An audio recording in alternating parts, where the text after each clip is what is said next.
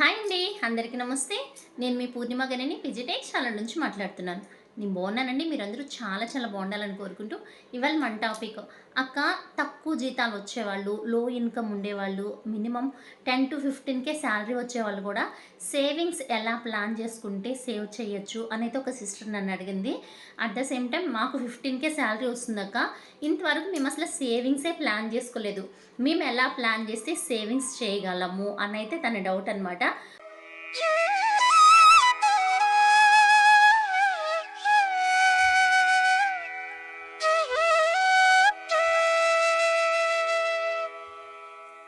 ఒక చిన్న clarified note, మనం బడ్జెట్ ఎలా ప్లాన్ చేసుకోవాలా, ఎంత తక్కువ జీతం వస్తూ ఉన్నా కూడా మనం ఒక మంత్లీ బడ్జెట్ ప్రిపేర్ చేసుకున్నాము అంటే పక్కాగా మనమైతే అస్సలు ఇంతవరకు ఒక్క రూపాయి సేవింగ్స్ లేకపోయినా కూడా పక్కాగా సేవ్ చేయొచ్చండి. లక్షల జీతాలు వస్తున్నా క్యాలిక్యులేషన్ బడ్జెట్ లేదంటే మిగలటం కష్టం కావచ్చేమో, కానీ ఎంత తక్కువ జీతం వచ్చినా మనం ఒక క్యాలిక్యులేషన్, ఒక గోల్ పెట్టుకొని మనం సేవింగ్స్ చేయాలని ఆలోచన పెట్టాము అంటే ఈజీగా మనం అనుకున్న దానికన్నా ఇంకా తొందరగానే must of the amount savings, ఇన్వెస్ట్మెంట్లు అయితే పెట్టచ్చు అంటాను. అందులో మా లైఫ్ ఒక ఉదాహరణ నా గోల్డెన్ అంటే పాత వీడియోస్లో చెప్పుంటాను. మేము లైఫ్ స్టార్ట్ చేసినప్పుడు మా వారి శాలరీ వచ్చి 7,000, నాదొక 7,000 అనమాట. 1 ఇయర్లో నేను జాబ్ మానేసిన 7,000తోనే మేము అప్ టు 18 ఇయర్స్గా అంటే 1 by 1 పెంచుకుంటా, ప్లాన్ చేసుకుంటా, రెంట్ హౌసెస్లో పిల్లలు ఇద్దరిని సాక్కుంటా, ఇంకా సి సెక్షన్స్ అని అన్నీ చూసుకుంటా ఇప్పటికి ఓన్ హౌస్లో సెటిల్ అయ్యామంటే అప్పటి నుంచి మేము ఒక డెడికేటెడ్ ప్లాన్ అయితే చేసుకున్నాము. కాకపోతే 18 ఇయర్స్ బ్యాక్ 7,000 అంటే ఎక్కువ కదా అని మీకు అనిపించవచ్చు. ఎప్పుడైనా లో శాలరీస్, లో ఇన్కమ్ అంటే మనం బడ్జెట్ ప్లాన్ చేసుకోలేదంటే చాలా చాలా కష్టమవుతుంది. కాబట్టి మనం ఎలా ప్లాన్ చేసుకున్నాము అంటే మనం డబ్బులు మిగిలి పెట్టగలుగుతాం. కాకపోతే ఒకటి, ఎంత ఇన్కమ్ అన్నా రానివ్వండి, 10 to 20% సేవింగ్ కోసం, నాకు ఇంత అమౌంటే వచ్చిందని తగ్గించుకొని సేవింగ్స్ని పక్కన పెట్టుకొని మనం మిగిలిన దాంట్లో ఖర్చులు పెట్టడం ప్లాన్ చేసాము అంటే ఈజీగా మనం ఆ సేవింగ్స్ని ఇన్వెస్ట్మెంట్కి మళ్ళీ ఇచ్చేయచ్చు. మనం 1 or 2 ఇయర్స్ కష్టమవుతుందేమో, కానీ మళ్ళీ మనం దాచిపెట్టినటువంటి డబ్బు మనకి ప్యాసివ్ ఇన్కమ్గా జనరేట్ అయ్యి మనకైతే అప్పటిదాకా మనం పడిన స్ట్రగుల్ అంతా అసలు స్ట్రగుల్ కాకుండా ఎప్పుడు పడితే అప్పుడు మన చేతికి ఇన్కమ్ సోర్స్ రిటర్న్ వచ్చేదానికి ఆస్కారం ఉంది. సో ఒక చిన్న నోట్ రూపంలో క్లియర్గా బ్రీఫ్గా ఎక్స్ప్లెయిన్ అయితే చేసేస్తాను. లో ఇన్కమ్ వచ్చే వాళ్ళు కావచ్చు, రెగ్యులర్ ఇన్కమ్ లేని వాళ్ళు కావచ్చు, డైలీ వేస్ పని చేస్తున్న నెలకు 15,000 సంపాదించే వాళ్ళు కావచ్చు, 20,000 సంపాదించే వాళ్ళు కావచ్చు, లేదా 10,000 సంపాదించే వాళ్ళు కావచ్చు, ప్రతి ఒక్కరికి ఈ యొక్క 15K శాలరీ బడ్జెట్ ప్లాన్ అయితే పక్కాగా యాప్ట్ అవుతుందండి. మనము ఎంత తక్కువ అమౌంట్ వస్తున్నా కాన్స్టెంట్గా డిసిప్లైన్గా సేవింగ్స్ చేశాము అంటే లక్షల్లో అమౌంట్ అయితే కళ్ళ చూడొచ్చు. దాని క్లారిటీగా ఎక్స్ప్లెయిన్ చేస్తాను. అన్నట్టు ఒక చిన్న మాట, నచ్చితే ఒక లైక్ ఇవ్వండి, అలాగే కొత్తగా చూస్తే సబ్స్క్రైబ్ చేసుకోండి, మన ఫ్రెండ్స్ రిలేటివ్స్కి షేర్ చేసి నాకు కొంచెం సపోర్ట్ చేస్తారు కదా. ఇంకైతే టాపిక్లోకి వెళ్ళిపోతాం. వచ్చేసి నవ్వా, మనం monthly budget plan every month చెప్పుకుంటాము. అందులో భాగంగా ఈ నెల 15K salary budget plan. Only 15Kనా అంటే 10K కావచ్చు, 20K కావచ్చు, 30K కావచ్చు. అంటే ఆల్మోస్ట్ వాళ్ళు మనకి లో ఇన్కమ్ కిందే వస్తుంది, అప్ టు 25K వరకు. సో తక్కువ ఇన్కమ్ అయినా కూడా ఎలా ప్లాన్ చేస్తే మనం సేవ్ చేయొచ్చు. ఇక్కడ మన 15K శాలరీ ఖర్చులకే చాలదు, మనం ఏం సేవింగ్స్ చేస్తాము అనేది నిరుత్సాహపడద్దు. ఎంత తక్కువ శాలరీ అయినా డెడికేటెడ్గా మనము ప్లాన్ చేసుకున్నామంటే, బడ్జెట్ వేసుకున్నామంటే సేవ్ చేయొచ్చు. ఆ యొక్క సేవింగ్స్ ఓ లక్షల కోట్లు వస్తాయంటే మనం పెట్టేటువంటి డిసిప్లైన్ సేవింగ్స్ వల్ల నిజంగా అందరూ అన్నట్టే మనకు కూడా లక్షల కోట్లు అయితే సేవ్ చేయొచ్చు. సో అందుకోసం వీడియోని ఎక్కడ స్కిప్ చేయకుండా చూడండి. నచ్చితే లైక్ చేసి, కొత్తగా చూస్తే సబ్స్క్రైబ్ చేసుకొని ఫాలో అవ్వండి. ఇంకా మెయిన్ బేసిక్ డీటెయిల్స్ ఏంటంటే మన శాలరీ వచ్చి 15K అనమాట. అంటే ఒక సిస్టర్ అడిగారు, 15K శాలరీతో మేము ఎలా సేవింగ్స్ చేయాలా, గోల్డ్ కొనుక్కోవాలా, ఫ్యూచర్లో హౌస్ కొనుక్కోవాలా, ఎలా ప్లాన్ చేస్తే బాగుంటుందని అడిగారు. మనం అందరం ఆల్మోస్ట్ ఆల్ ఈ శాలరీస్, ఇంకా తక్కువ శాలరీస్ నుంచి కూడా మేమైతే ముందుకు వచ్చాము. సో ఎలా ప్లాన్ చేసాము అనేది ఒక చిన్న క్యాలిక్యులేషన్ మీతో షేర్ చేస్తా. ఇందులో మనకి ఖర్చులు తీసుకోవాలి. మెయిన్ ఖచ్చితంగా పెట్టాల్సినటువంటి ఖర్చుల్లో వచ్చి హౌస్ రెంట్ కావచ్చు, హౌస్ మెయింటెనెన్స్ కావచ్చు. హౌస్ రెంట్కి 4,000 వేసా. ఇప్పట్లో 3,000 to 4,000 వరకు అద్దె పోతూ ఉంటుంది. సో, రెంట్ తర్వాత కిరాణా సరుకులు, నిత్యావసరాలు ఒక 3000 ఏసా.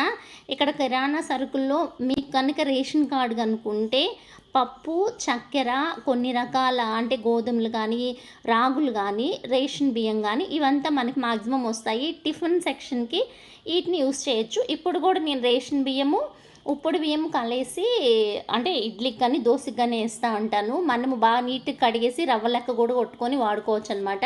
సో, మనం ఖర్చు తగ్గించుకోవాలా, తక్కువ ఇన్‌కమ్‌తో సేవింగ్స్ చేయాలా అంటే ఇక్కడ మనం కొనేటువంటి నిత్యావసర వస్తువులు ఒక నలుగురు ఫ్యామిలీ వైఫ్ అండ్ హస్బెండ్, ఇద్దరు పిల్లలకి నేను క్యాలిక్యులేషన్ చెప్తున్నాను. సో, మనము కిరాణా సరుకులకి ఒక 3000 వేసా. ఇంకా power bill, water, mobile recharge, net recharge ఇట్లాంటి వాటినంతా ఒక రూ. 1000 ఏసాననమాట. ఇందులో ఎక్కువ కావచ్చు, మ్యాక్సిమం తక్కువ కూడా కావచ్చనమాట. సో, వాటర్ అనేది మామూలుగా ఇట్లా పంపు వాటర్ కావచ్చు, బోర్‌వెల్ వాటర్ గానీ వాడారనుకోండి, వాటర్ కోసం బిల్లు వెచ్చించక్కర్లా. హెల్త్ ఇంపార్టెంట్ కదా అంటే వాటర్ క్యాన్ తీసుకోవడం గానీ, ఇంకా పవర్ బిల్లు మాక్సిమము ఇప్పుడు ఉండేటువంటి కాస్ట్‌కి 300-500 తక్కువ కావట్లా. ఇంకా మొబైల్ రీఛార్జెస్ అని, నెట్ రీఛార్జెస్ అని, టీవీ ఉంటే వాటి కార్డ్ కోసం గానీ ఇట్లాంటి వాటి కోసం వేశాను. ఇంకా పాలు, గ్యాసు, మెడిసిన్స్, వెజిటబుల్స్. గ్యాస్ గానీ మనం ప్రతి నెల అయిపిచ్చము. నెక్స్ట్ మెడిసిన్స్ అనేది అవసరం ఉంటే తప్ప కొనమనమాట. పాలు గానీ, వెజిటబుల్స్ గానీ ఖచ్చితంగా కొంటాము. మనకు కొంచెం ప్లేస్ ఉన్నా గూడా చిన్నపాటి కూరగాయ మొక్కలు లాంటివి పెట్టుకున్నా గూడా మన వెజిటబుల్స్ కొంచెం మనం ఇంట్లో పండించుకుంటే హెల్తీగా ఉంటుంది. కొంచెం మనకు అమౌంట్ మిగిలినట్టు అవుతుంది. ఇంకా పాలు పిల్లలుంటే పాలు తాగే పిల్లలు గనుకైతే కంపల్సరీ వాడాల్సి ఉంటుంది. లేదు పాలు కొన్నా గూడా వెన్న చేయడము, నెయ్యి తీయడము వాటిల్లో కూడా మిగిలిపెట్టొచ్చు కొంచెం తెలివిగా చేసుకున్నామంటే.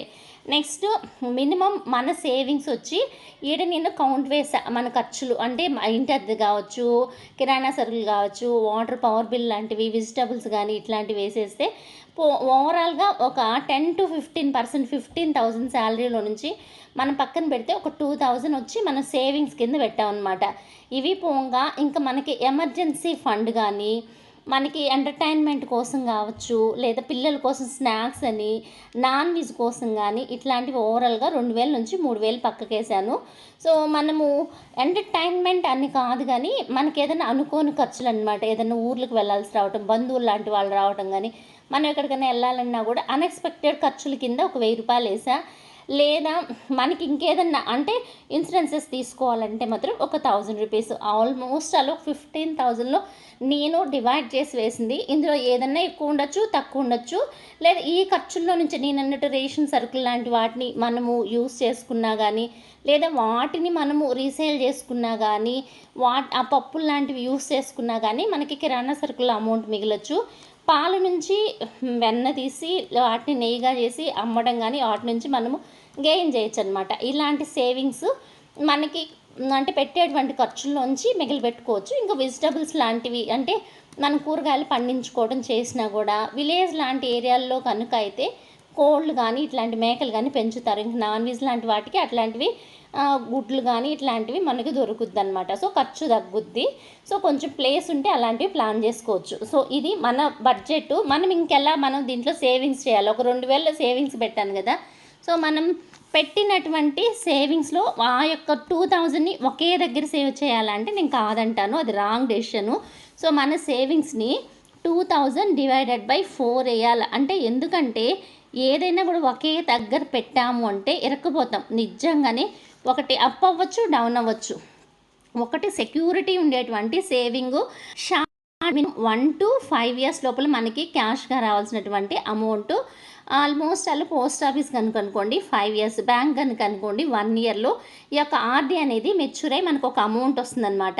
500 లెక్కన 1 ఇయర్‌కి వేసామంటే రూ. 6,000 చేతికొస్తుంది. అదే మనము 500 లెక్కన 5 ఇయర్స్‌కి వేసాము అంటే 60,000 వస్తుంది విత్ ఇంట్రెస్ట్‌తో అనమాట. డ్యూరేషన్ బట్టిచ్చి మనకు అమౌంట్ రిటర్న్స్ వస్తుంది. మన చేతిలో 15,000 జీతంతోనే లాక్కొస్తున్నాం కదా! ఇలాంటి అమౌంట్స్ మనకి ఒక్కసారిగా చేతికొస్తే మనము కొత్త ఇన్వెస్ట్‌మెంట్ స్టార్ట్ చేసుకోవచ్చు. లేదా దాని ఇంట్రెస్ట్ వచ్చేట్టుగా గానీ సెక్యూరిటీ ఉండి ఎంఐఎస్ స్కీమ్ లాంటి వాటిలో మనం పెట్టుకోవచ్చనమాట. సో, ఫస్ట్ స్టార్టింగ్ వచ్చి ఆర్‌డీ చెప్పాను.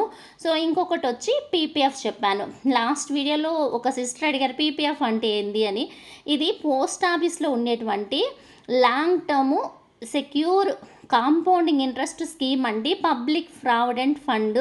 సో మన ఇంట్లో మగపిల్లలు ఉన్నా కానీ మనకి 15 ఏళ్ళ తర్వాత మంచి మార్జిన్ అమౌంట్ రావాలన్నా కానీ మినిమము 500, మ్యాక్సిమం సంవత్సరానికి 1,50,000 వరకు ఇందులో డిపాజిట్ చేయొచ్చు. ఇంకొకటి వచ్చి ప్రతి నెల కట్టాలని రూల్ ఏం లేదు, సంవత్సరానికి ఒక్కసారైనా కట్టచ్చు, లేదా మీరు 20-30 సార్లు వేసుకున్నా కూడా ఏడైతే అబ్జెక్షన్ లేదు. ఇలాంటి స్కీమ్ కాబట్టి సెక్యూరిటీ ఉంటుంది. మనం ఎంత అమౌంట్ వేసినా కాంపౌండ్ చేస్తారు, చక్రవడ్డీ బారు వడ్డీ అంటారు చూడండి, అలా కలిపేటువంటి ది బెస్ట్ పోస్ట్ ఆఫీస్ స్కీమ్లో మగ పిల్లల కోసం కానీ అంటే అన్రిజర్వ్డ్ దాదాపు 7.1% ఇంట్రెస్ట్ అండో, ఇంట్రెస్ట్ కూడా 7.1%. సో ఈ స్కీము డీటెయిల్స్ అయితే నేను ఇంకొక వీడియో షేర్ చేస్తాను.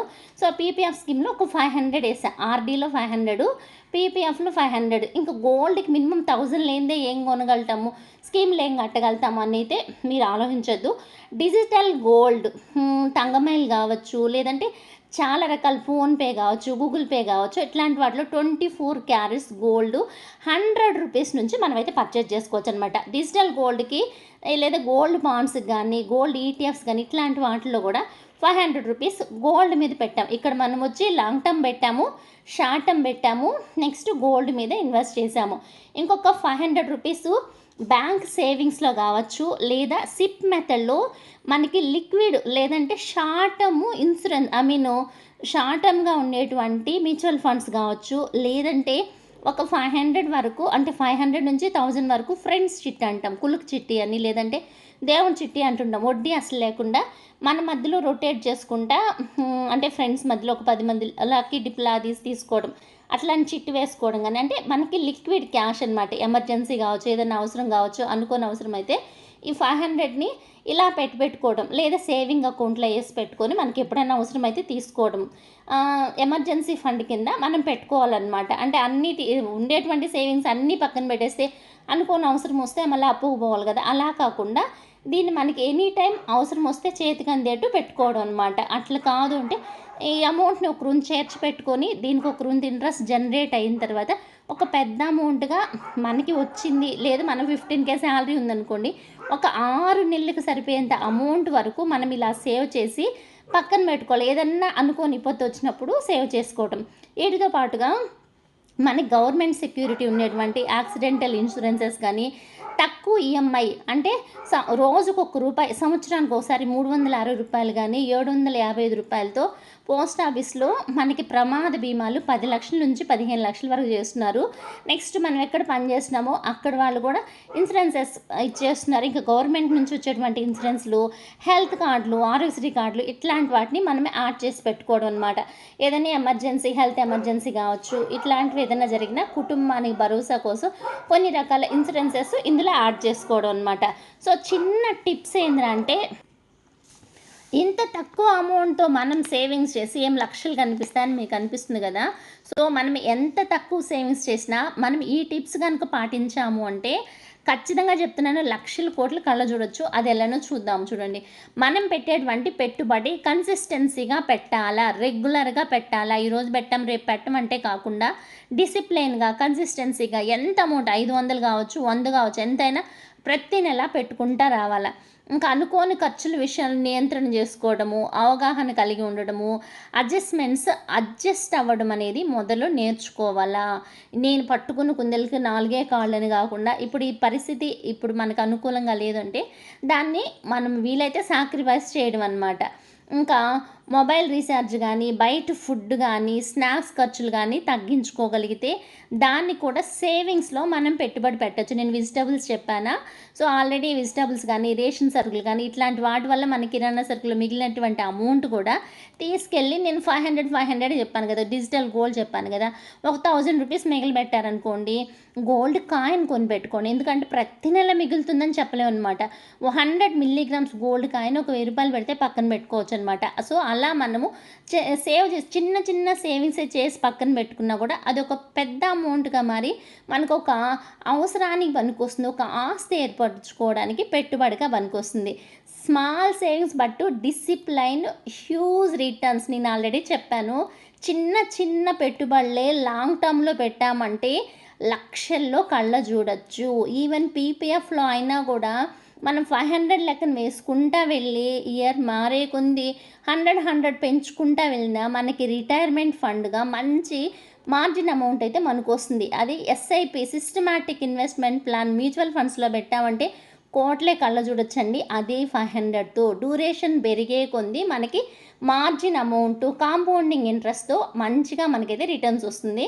ఇంకా సైడ్ ఇన్‌కమ్ క్రియేట్ చేసుకోవడం. నేను ఒక 15,000 జీతంతో పొద్దున పోయి సాయంత్రం వచ్చి అదే జీతంతో బతుకుతానని కాకుండా ఇంకేదైనా పార్ట్ టైమ్ వర్క్ చేయడం. ఇంకేదైనా మన చేతిలో మనకి ఏదో ఒక టాలెంట్ ఉంటుంది. దాన్ని ఇచ్చేసుకొని లేదా ఇంకేదైనా మనము స్కిల్‌ని డెవలప్ చేసుకోవడము. ఈవెన్ ఖాళీగా ఉంటే మన స్కిల్ రిలేటెడ్ గైడెన్స్ ఇవ్వడము, ట్యూషన్స్ చెప్పడము, మనం ఏ వర్క్ చేసినామో దాన్ని ఇంకొకళ్ళకి నేర్పించడం వల్ల కూడా సైడ్ ఇన్కమ్‌ని క్రియేట్ చేసుకోవచ్చు. ఇంకా ప్యాసివ్ ఇన్కమ్ జనరేట్ చేసుకోవడం గానీ, లేదా మనకి ఇంకేదైనా హైక్ అయ్యే శాలరీస్ ఉన్నా కూడా ప్లాన్ చేసుకోవచ్చు. ఇదంటే ఇవాళ వీడియో. నచ్చితే ప్లీజ్ లైక్ అండ్ సపోర్ట్.